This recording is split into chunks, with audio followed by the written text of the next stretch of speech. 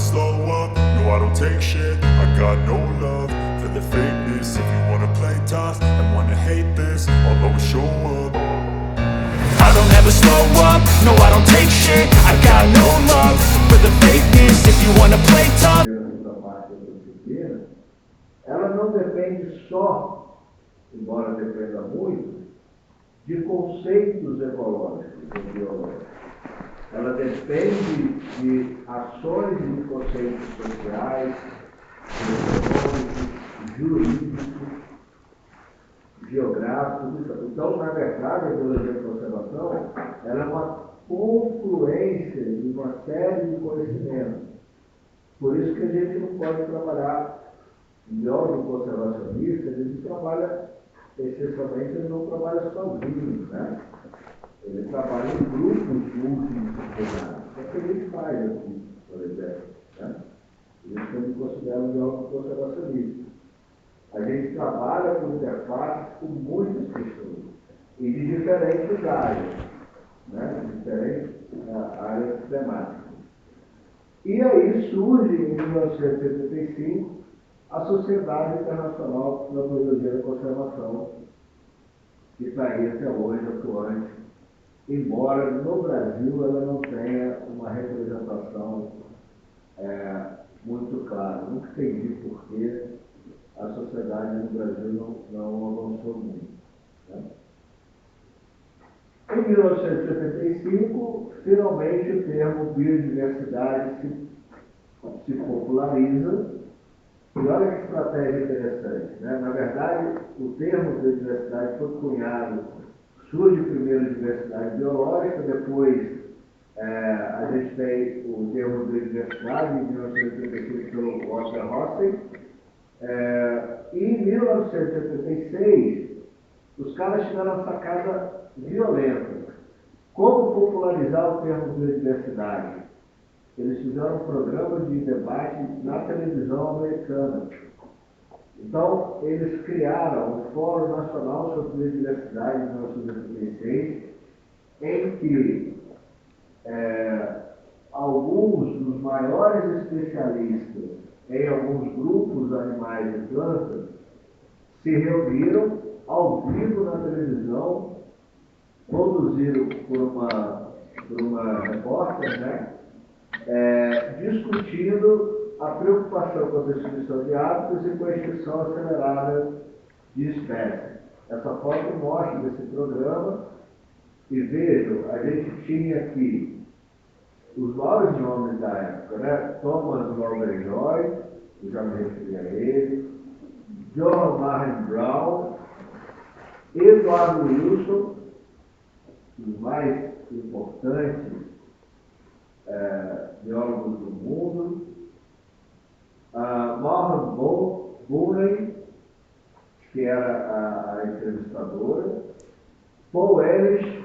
O Paul Ehrlich, provavelmente, vocês ainda estudam os livros dele na botânica, Michael Robinson e Peter Hagen, também um botânico famoso, né? Então, esses caras, quer dizer, o Tom Lovejoy era especialista em florestas tropicais, a Martin Brown era do programa Adaptações de Livros, o Eduardo Wilson é o maior nome, talvez até hoje, de estudos de invertebrados, principalmente formigas, mas também de biogeografia de ilhas. A Martin Brown era repórter, o Paul Ehrlich da Universidade de Stanford, um ecólogo famoso na época, o Michael Robinson do zoológico norte-americano, acho que de San Diego, especialista em reintrodução de espécies, e o Peter Hagen, que era o botânico mais famoso da época, né, do Jardim Botânico do Estudo. Então, esse programa, ele foi impactante porque, imagina, as pessoas começaram a ver na televisão cientistas falando sobre, olha, isso está acontecendo com a floresta, está acontecendo com os bichos, com as plantas. a gente está perdendo, está acabando, os impactos disso. Então isso popularizou o termo biodiversidade. Né? Numa época que a gente não tinha redes sociais, né? Não tinha internet, a televisão era onde as famílias se reuniam. Né? Então isso foi uma sacada muito boa, né? Violenta, porque eles conseguiram atrair a atenção da opinião pública para a questão ambiental. E isso gerou um livro, que é o primeiro livro que trata de biodiversidade de maneira formal. Né? Esse livro foi editado pelo professor Wilson, em setembro de 96. Ele tem em português com o título Biodiversidade, tem inclusive na biblioteca. Então, é a primeira vez, por exemplo, que se publica um livro sobre biodiversidade. Veja, isso só em 1986. Né? A gente está falando de 40 anos, mais ou menos. Né? Então, isso é muito novo, é muito recente. Né? Nesse livro, então, esse livro é um ponto importante porque ele sugere, né, ele transforma a preocupação com a preservação dos ambientes selvagens, né, que nos Estados Unidos chama de wilderness, com suas paisagem sublimes e com a fauna e a flora carismática, para a noção da conservação da biodiversidade. Ou seja, de pensar que era preciso conservar todas as formas de vida, independente de qualquer valor que a gente seja capaz de atribuir a ela.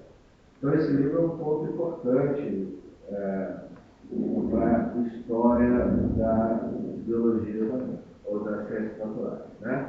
Em 1987 surge uma outra revista científica relacionada à área, que é a Conservation Biology. Em 1987, a gente tem o primeiro grande debate internacional sobre o desafio ambiental, que foi a conversa dos buracos na camada de ozônio. Então, a reunião de Montreal, o protocolo de Montreal, no Canadá, discutiu o que a gente podia fazer sobre as substâncias que apodrecem a camada de ozônio. Havia sido descoberto um grande buraco na camada de ozônio na Antártida. A camada de ozônio, né, é a camada que filtra os raios solares, não deixando que os raios ultravioletas cheguem até nós. Se a gente não tem o ozônio, a gente vai receber a radiação ultravioleta, vamos estar mais sujeitos a doenças de pele, como câncer de pele e tal. Essa coisa do buraco da camada de ozônio, ela demonstrou, isso foi em 87. Em 87, ao longo da década de 90, o mundo conseguiu banir as substâncias que causavam esse rompimento da camada de ozônio. A principal substância era uma substância chamada CFC, clorofluorcarbono, que era uma substância usada principalmente para refrigeração, em geladeiras, ar-condicionados e tal.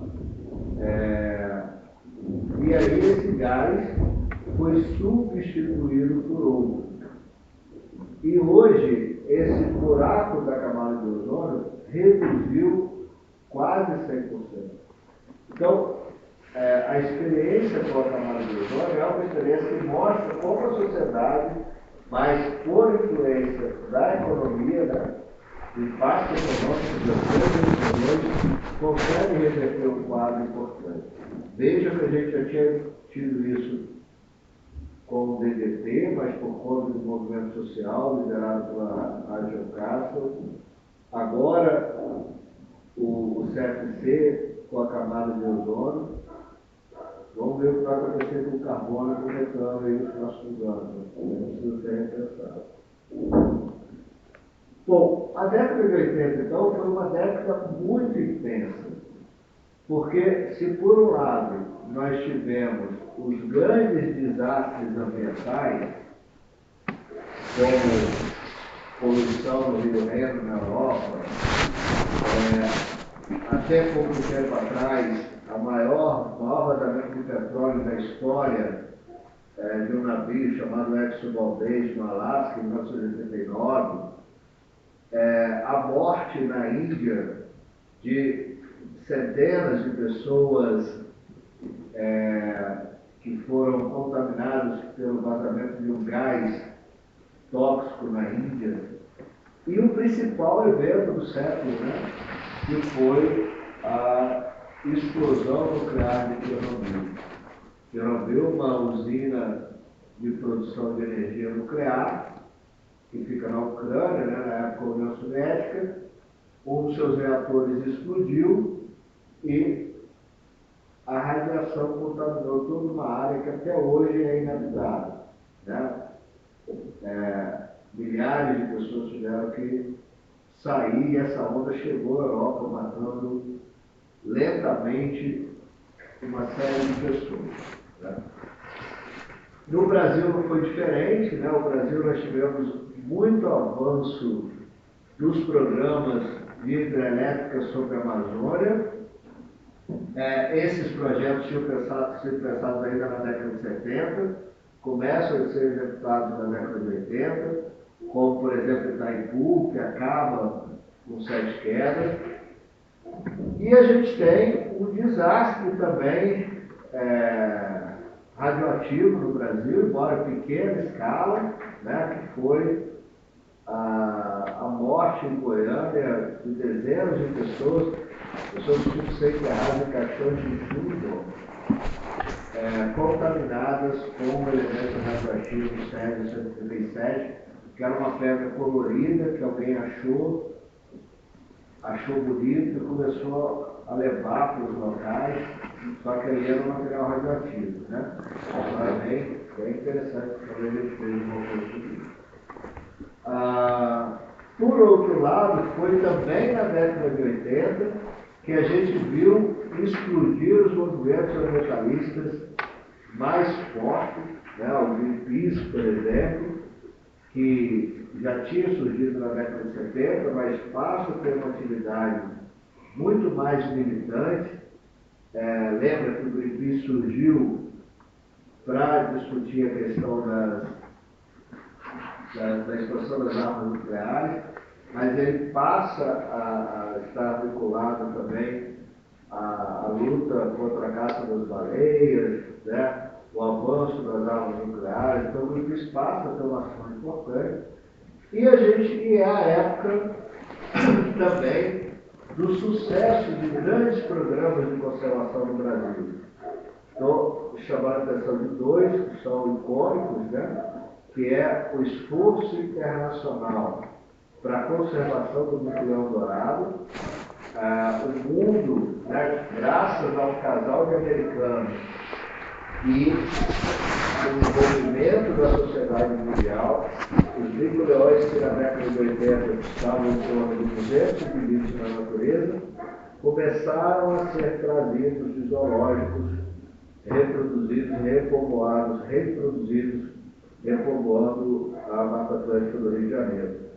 Então, os bicoleões são um exemplo muito interessante de como o homem pode agir positivamente para proteger e recuperar uma espécie. Isso ainda na década de 80. E o mais sensacional deles é o Projeto Tamar, né? Não sei se vocês tiveram a oportunidade de conhecer algum, principalmente na Bahia, onde é a sede. O Projeto Tamar é o projeto talvez mais poderoso de conservação, tanto é que hoje ele não precisa nem de financiamento para se manter. Ele consegue se manter vendendo a sua própria marca, a sua própria estrutura. É uma potência isso. E nasceu a partir de dois irmãos. Eu registrei essa história num dos diálogos que a gente gravou com um dos idealizadores do Projeto Tamar, que é o Gui Marcovol. Nasce de dois irmãos que conseguem mobilizar uma sociedade inteira que antes caçava tartarugas matavam tartarugas para comer ovos e usar casco, e eles convenceram essa população de que era possível ganhar mais dinheiro com as tartarugas vivas, né? E isso foi feito, na verdade. Hoje o Projeto Tamar é um sucesso, exemplo para o mundo inteiro. E foi também a década dos grandes ambientalistas brasileiros, né? Figuras como... Foi na década de 80 que figuras se popularizaram, como Chico Mendes, né? Que a gente vai falar um pouco mais dele depois. Chico Mendes era um seringueiro, mas ele entendeu que não existe seringueiro com floresta devastada, então ele se torna um ambientalista também, né? E um ambientalista que foi apadrinhado mundialmente. Por isso ele se tornou um ícone, além de ele, obviamente, ser uma pessoa com muitos atributos positivos, né? Mas ele, mesmo com tudo isso, ele foi assassinado, né? Ou seja, não conseguiu proteger. Esse é um caso que a gente vai ver com mais calma depois. Augusto Ruski, que era um estudioso de aves, principalmente de beija-flores na Mata Atlântica, entendeu que a importância de proteger a Mata Atlântica, principalmente para a manutenção das aves, foi também um ícone da conservação da Mata Atlântica e morreu misteriosamente envenenado por um sapo.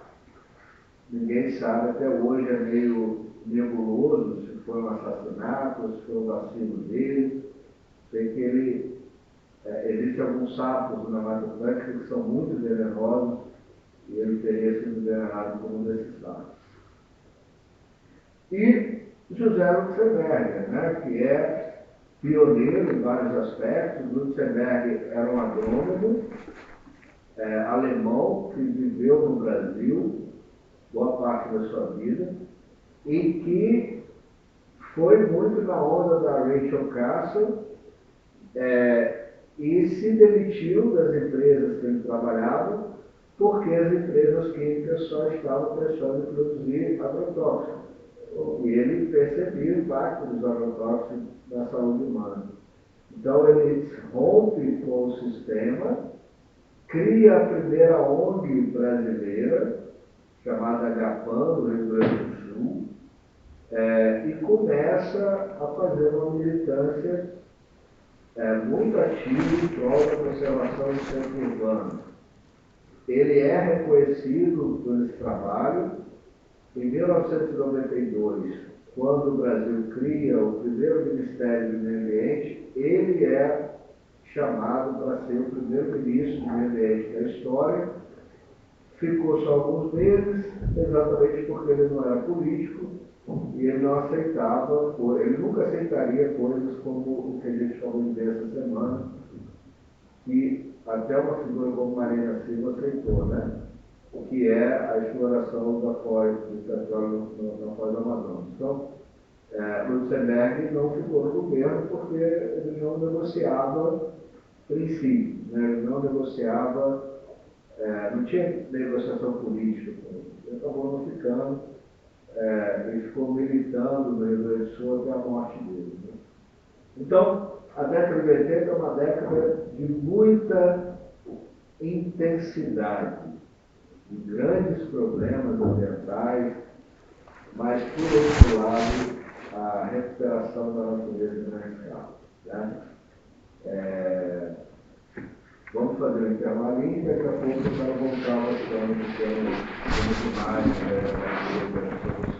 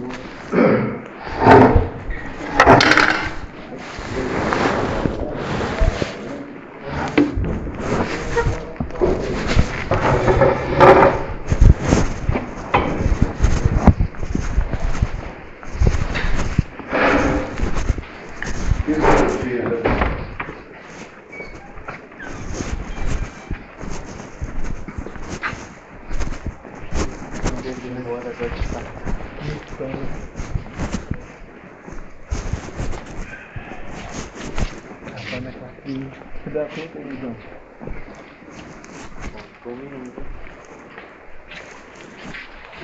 Você tá furando boleto lá, açúcar? Por esse humilhante aí.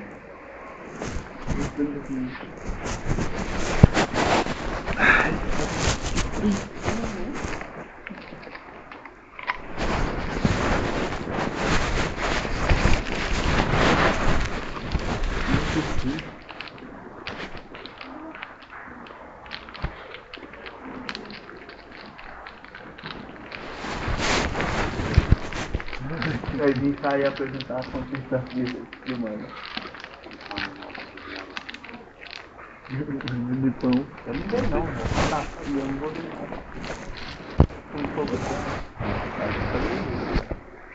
Dá pra comer. Não, dá. Então. Você tá só pra educação, Também. ninguém queria não. Ah, Você tá só pra educação. tá bom. Todos têm o meu padrão aí, vou clamar do lado.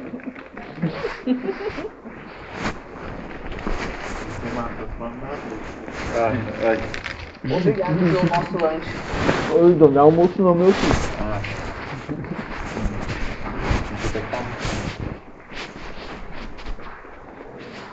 Viagem doida, gente do céu.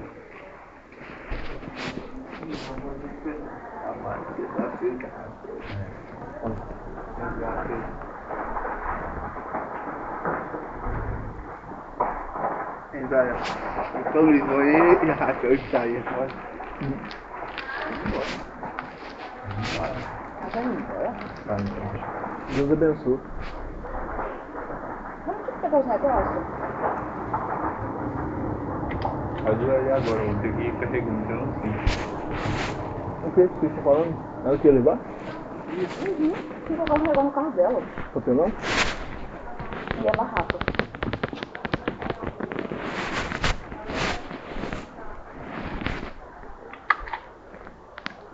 Tá falando que marquei. Ele chegar lá, o povo do ponto de táxi não emprestar ali pra ele. Então. Ah, mas esse brick não vai ficar falando. Eu não falo isso. Vai Vou ficar ficar pegado lá lá. sozinho, pô. Fica igual o povo desse Vai negócio. sair catando. O Filipão falou que dependendo nós vai, sabe fazer o quê? Igual o Filipão tava falando assim. Se ela vê que nós tá muito da parada, tá sem movimento, o Filipão falou que nós vai no. Ela segundo. Tipo assim, supondo, né? Ideia, né? Ela vai passando nós pra nós por cento distribuindo as coisas falando, ó, gente, estamos tendo pra coisa aqui. E não pode dar uma voltinha. Isso. Eu dou a voltinha e do lado da minha cara. Nunca mais vou. Gabriel nunca mais faz isso na sexta-feira do dia 24. Sumiu. Não, esse cara tem que criar da movimento. Então. Não vai aceitar ficar cumprindo tabela. Ah, eu Mas sei. eu acho que vai estar todo movimento, assim. Mas eu acho que se der uma esquentada, vai dar O um vento tá muito forte, não quer ligar até lá pra casa.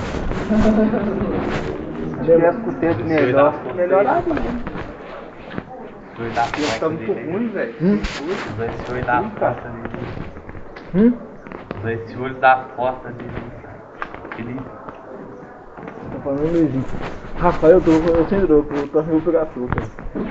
Eles vão pegar uma bunda de cara lá, vai ser possível.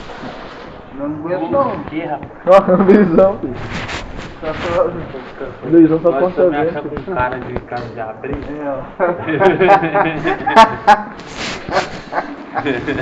Filipão, tá achando que é com um cara de caridade, ô Luiz. Achou com cara de manduce. Coroinha dedo.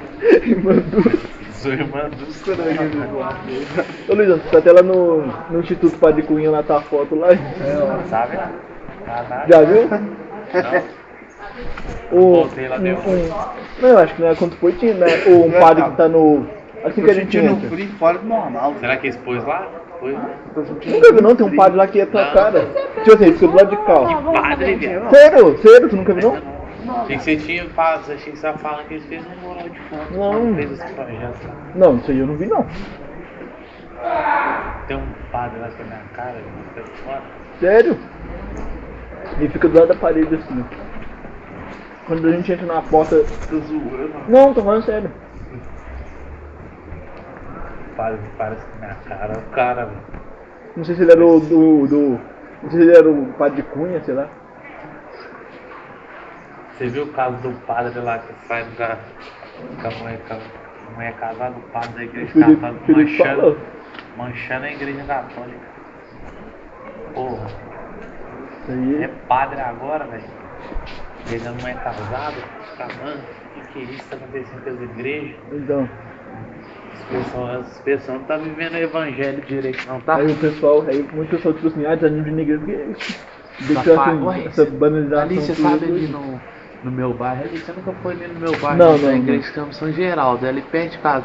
Teve um dia que o cara tava levando a amante dele na missa, meu filho. Ó. A mulher dele chegou na missa das 5.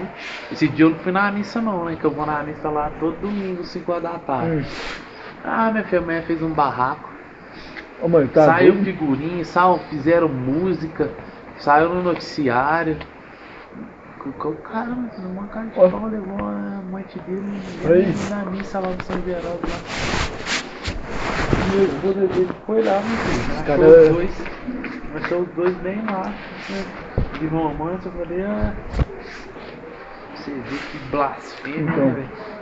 Coitado de Jesus. O pessoal perdeu noção de tudo agora. Coitado de Deus, nossa senhora, tá O pessoal Tá perdeu manchando noção de tudo, filho. manchando até a igreja. Então. O pessoal hoje em dia liga pra mais nada não, já. Quase sou dono Gomorra mesmo.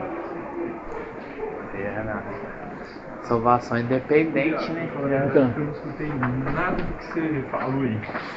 Eu sei que vai me salvar, né? Eu vou me salvar, é salvação independente. Isso aí mesmo, Luizão. É esperto. Não foi? Você ficou sabendo do caso lá de São Geraldo lá, do cara que levou a amante lá na igreja de São Geraldo, sabe? Não ficou sabendo mais. Ah, o São Geraldo lá perto da Milka. É lá perto de casa. Foi, Gabriel, que doideira. Fizeram busca, saiu figurinha. Virou um boato danado. Eu lembro disso aí.